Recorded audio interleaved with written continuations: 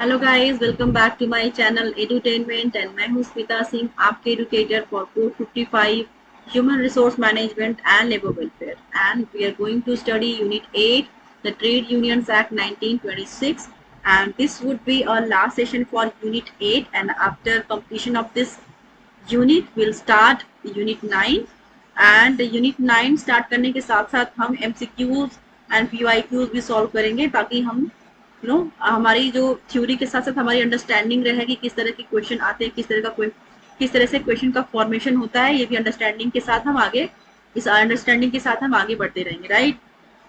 सो आज का हमारा जो टॉपिक होगा, let's start with the topic which is just a second.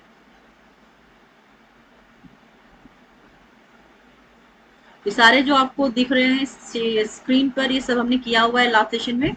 आपने अगर उन सेशंस को नहीं देखा है तो please go through my channel Smita Singh edutainment, you will get all those videos. मैंने सेपरेट सबकी प्लेलिस्ट बनाई है यूनिट वाइज, तो आप यूनिट वाइज देख सकते हैं प्लेलिस्ट में जा करके।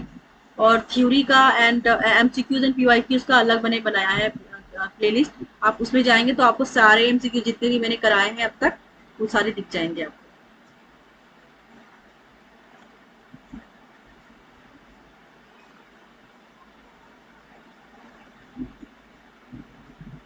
आज का हमारा टॉपिक है, पहला टॉपिक हमारा होगा इस सेशन का डिस्प्यूट्स, रजिस्टर्स एंड रिकॉर्ड्स। ये बहुत ही इंपॉर्टेंट है, एग्जाम पर्सपेक्टिव से इस पे क्वेश्चन आते हैं तो आप ध्यान से पढ़ेंगे। पहला देखेंगे, थ्योरी स्टार्ट करेंगे। Where any dispute arises between an employer and his employees with respect to the bonus payable under this act or wish with respect to application of the act to an establishment in public sector, then such disputes shall be deemed to be an industrial dispute within the meaning of the Industrial Dispute Act 1947. In such a case, the provisions of the Industrial Disputes Act or any other law made by the state in that regard shall apply to such an industrial dispute. So क्या कह रहे हैं, dispute क्या होता है? Dispute वो होता है जनरली कि जब डिस्प्यूट एम्प्लॉयर एंड एम्प्लॉय के बीच में होता है। डिस्प्यूट क्या होता है? डिस्प्यूट कि जब एम्प्लॉयर एंड एम्प्लॉय दोनों के बीच में किसी तरह की का कॉन्फ्लिक्ट अराइज हो जाए, राइट। कोई डिसएग्रीमेंट जो कि वो डिसएग्रीमेंट जो कि एक डिस्प्यूट का रूप ले ले, मतलब उसमें आप एक स्ट्रांगली एक दूसरे को अपोज कर रहे हैं, एक दूसरे के साथ एग्री नहीं कर रहे हैं, that will be considered at industrial dispute. जब एम्प्लॉय और एम्प्लॉयर के बीच में कोई कॉन्फ्लिक्ट अराइज हो जाए जो कि इजिली सॉल्व नहीं हो रहा है, या फिर उस मुद्दे पर चर्चा होने के बावजूद भी कोई बीच का रास्ता नहीं निकल के आया, that comes out to be dispute, right. And that dispute comes under Industrial Dispute Act 1947. So Industrial Dispute Act 1947 के तहत कुछ रूल्स बनाए हैं कि किस तरह से उसका सॉल्यूशन होगा, किस तरह से उसका रेजोल्यूशन होगा, क्या तरीका होगा। वहाँ पे मीडिएशन होता है, मीडिएटर्स होते हैं, आर्बिट्रेटर होते हैं, जिनके थ्रू डिस्प्यूट को सॉल्व करने के तरीके ढूंढे जाते हैं और एक एमिकेबल रास्ता निकाला जाता है कि दोनों ही बीच में आए, दोनों पार्टीज बीच में आए। थोड़ा आप कॉम्प्रोमाइज करें, थोड़ा आप कॉम्प्रोमाइज करें, दोनों पार्टीज के साथ बातचीत होती है और एक एमिकेबल रास्ता निकाला जाता है, एमिकेबल सोल्यूशन निकाला जाता है। और जो कॉन्फ्लिक्ट है एम्प्लॉयर और एम्प्लॉयज के बीच में जो कि डिस्प्यूट का रूप ले लेती है, उसका सोल्यूशन, उसका रिजोल्यूशन किस सेक्शन के थ्रू होता है, दैट एक्ट के थ्रू होता है, that comes under section industrial dispute act 1947।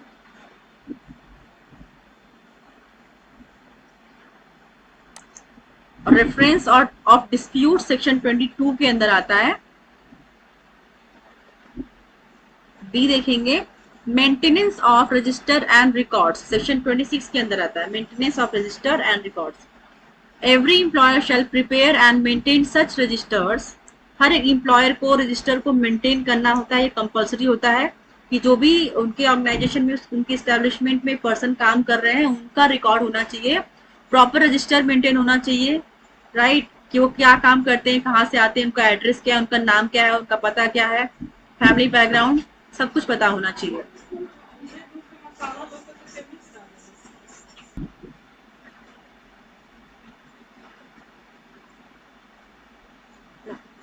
every employer shall prepare and maintain such registers, records and other documents in such form and in such a manner as may be prescribed.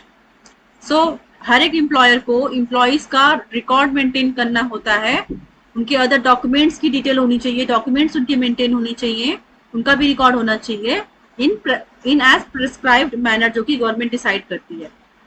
Second line देखेंगे, every employer shall prepare and maintain the following registers, namely क्या क्या होना चाहिए, किस किस form में होना चाहिए.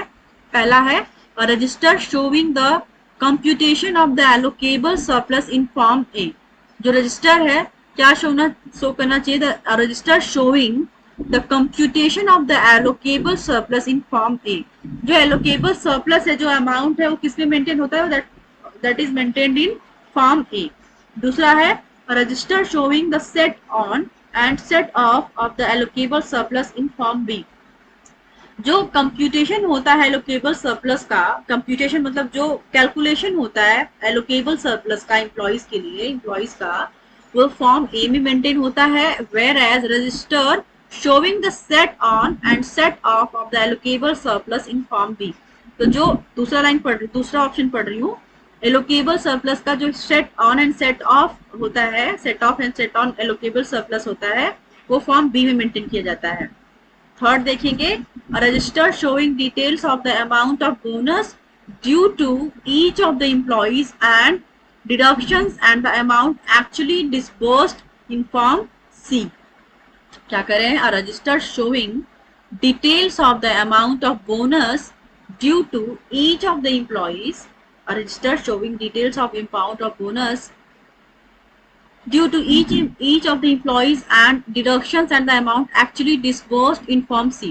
So कितना बोनस प्रोवाइड किया गया है एंड क्या डिडक्शंस हुए हैं, एक्चुअल डिडक्शंस क्या हुए हैं, कितना डिस्बर्स हुआ है, इस सारा लेखा जोखा फॉर्म सी में होता है. तो इसके एक प्रिस्क्राइब्ड मैनर में रिकॉर्ड्स होने चाहिए, right, by the employer employees का. फॉर्म ए, फॉर्म बी, फॉर्म सी आपने देखा कि किसका फॉर्म ए में क्या होता है, फॉर्म बी में क्या होता है, फॉर्म सी में क्या रिकॉर्ड रखा जाता है. इन्फोर्समेंट ऑफ द एक्ट, पहला देखेंगे ए, इंस्पेक्टर्स. इंस्पेक्टर्स का क्या रोल होता है, इंस्पेक्टर्स का क्या रोल होता है इन्फोर्स कराने में एक्ट को. द एप्रोप्रिएट गवर्नमेंट में appoint such person as it thinks fit to be inspector for the purpose of this act and may define the limits within which they shall exercise jurisdictions. So जो appropriate government होता है, appropriate government is whether it is state government or central government. So वो decide करती है कि जो inspector हम जो किसी भी इंडस्ट्री के लिए इंस्पेक्टर का जो अपॉइंटमेंट है, उसके पास एक स्पेसिफिक क्वालिफिकेशन होनी चाहिए. वो पर्सन इतना ऐसा होना चाहिए कि वो अपने काम को, रिस्पॉन्सिबिलिटी को समझ पाए और संभाल पाए एक विदिन द लिमिट्स, कि उसकी लिमिट्स क्या होंगी, उस लिमिट्स के अंदर रह करके वो किस तरह से काम को इंस्पेक्ट कर सकता है. बी देखेंगे, पेनाल्टीज एंड ऑफेंसेस. पहला देखेंगे पेनाल्टीज, सेक्शन 28 के अंदर आता है. इफ एनी पर्सन, पहला है, contravenes any of the provisions of this act or any rule meant thereunder. मतलब कि पेनाल्टीज होती हैं, पेनाल्टी लगा दी जाती है किसी भी पर्सन, कोई भी ऐसा पर्सन जो कि कंट्रावेन करता है, मतलब कॉन्फ्लिक्ट क्रिएट करता है of any the provisions of this act. मतलब जो प्रोविजंस बनाए गए हैं एक्ट की, उसको लेकर के कोई भी पर्सन कंट्रावेन करता है, कॉन्फ्लिक्ट क्रिएट करता है, तो इन दैट केस इंस्पेक्टर का क्या काम होता है कि वो इन पे पेनाल्टी लगाए, कि आपके पास आपको ये मतलब पेनाल्टी देनी पड़ेगी कि अगर आप उस रूल को नहीं मानेंगे, उस रूल के खिलाफ खड़े होंगे, उसको कॉन्ट्रावेन करेंगे. तो दूसरा है, to whom a direction is given or a requisition is made under this act fails to comply with the direction or requisition, he shall be punishable with imprisonment for a term which may be extended to 6 months or with fine which may extend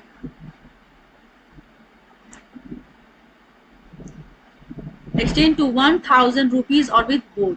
तो क्या कह रहे हैं, penalties किस रूप में होती है, अगर कोई पर्सन कंट्रावेन करता है, रूल एंड रेगुलेशंस को नहीं मानता है, तो क्या होता है, उनपे कुछ एक्ट लगाए जाते हैं, प्रोविजन है कि उनको पनिश किया जाए, राइट. उनपे कुछ रूल, क्योंकि अगर रूल, ऑब्वियस सी बात है, अगर आप रूल रेगुलेशन को फॉलो नहीं करेंगे तो आपको उसकी पेनाल्टी देनी ही पड़ेगी। तो पेनाल्टीज के कई रूप हैं, किस तरह से आपको पेनाल्टी दी जानी चाहिए। अगर आप नहीं मानते हैं तो या तो आपको जेल हो सकती है, या फिर आपको एक पेनाल्टी का अमाउंट देना पड़ता है। कभी कभी क्या होता है कि दोनों ही पे करना, आपको इम्प्रिजनमेंट भी होती है और आपको अमाउंट भी पे करना पड़ता है। जो पनिशेबल इम्प्रिजनमेंट होता है वो 6 मंथ का हो सकता है, या फिर आपको 1000 रुपी पे करना होगा, या तो दोनों ही हो सकता है। आपको 6 मंथ की जेल भी हो सकती है और 1000 रुपी एज अ पनिशमेंट भी पे करना पड़ेगा। तो इस तरह से इंस्पेक्टर का रोल होता है, उसको इन्फोर्स कराती है कि अगर कोई भी पर्सन मान्य नहीं करता है, जो गवर्नमेंट के रूल एंड रेगुलेशन है उसको नहीं मानता है, या फिर सपोज इम्प्लॉयर ही है, इम्प्लॉयर अगर रूल एंड रेगुलेशंस को नहीं फॉलो करता है, यहाँ पर स्पेशली एम्प्लॉयर की ही बात हो रही है, यहाँ पे एम्प्लॉय की बात नहीं हो रही है, एम्प्लॉयर की बात हो रही है कि जो रूल एंड रेगुलेशंस है, जो फैसिलिटी प्रोवाइड की जानी चाहिए एम्प्लॉयज को, अगर वो नहीं करता है, उनको बोनसेस नहीं प्रोवाइड करता है, इन दैट केस इंस्पेक्टर का अपॉइंटमेंट इसीलिए होता है कि वो उनसे वो रूल को मनवाए, राइट। सो ये काम होता है इंस्पेक्टर्स का, वो इन्फोर्स कराती है एक्ट को।